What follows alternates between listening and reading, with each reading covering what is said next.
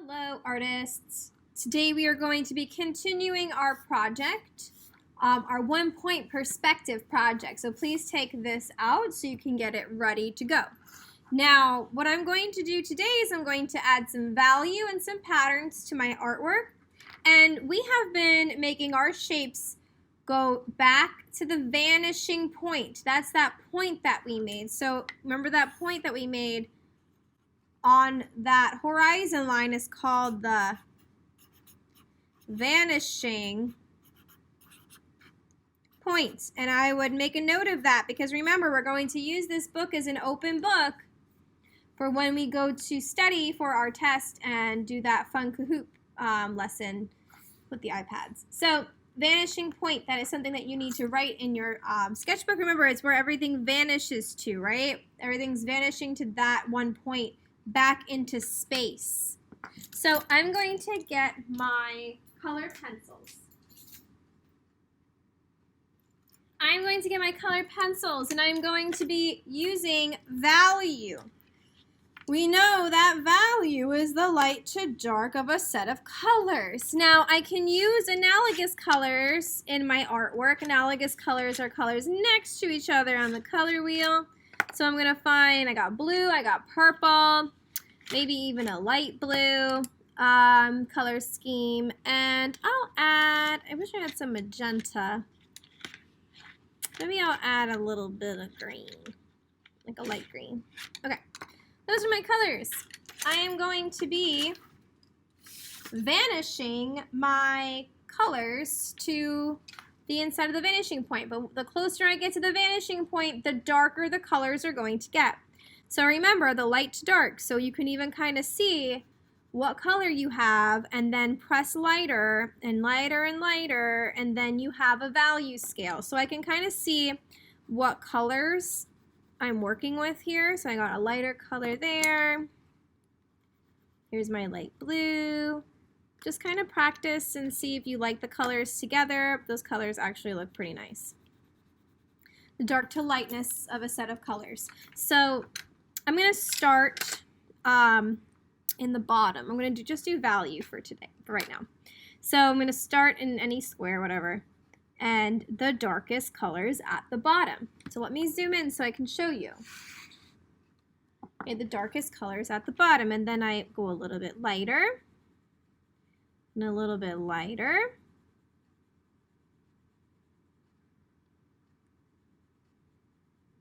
And then I stop. At the top of each of these little boxes, we're going to do a pattern. So you can do a pattern, you can do lines and shapes and whatever things you want. I did show you some examples of some students' artwork. I'm just going to do some lines for now. You can use your ruler for this, or you can use freehand. I'm going to freehand it for now. If you want to use a ruler, I suggest using a ruler because you already have a lot of straight lines here. And it'll look nicer if you keep that straight line up. So there's my lines, and then I'm going to create some kind of pattern using that color.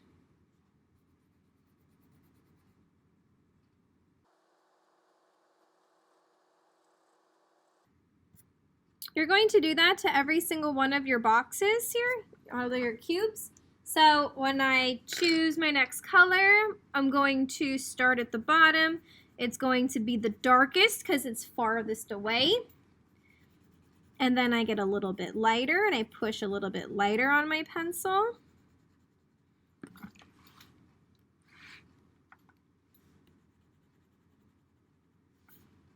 And then even lighter as I get to the top.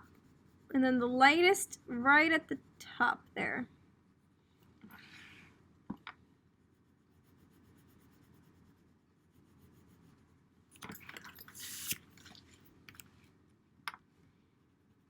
And so if some of them don't look right, go back and soften those colors up by just going over them again. And I'm coloring at an angle with my pencil.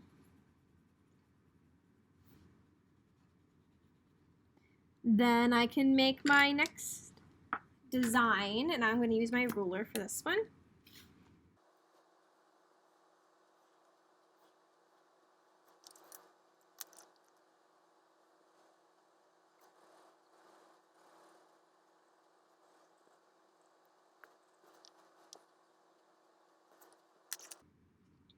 Now I'm going to leave it up to you to continue. Now every single tap doesn't have to be like mine. It can be completely different, but at least keep it with the same color scheme that you have going. So I'm going to continue this and see what it looks like when I'm done.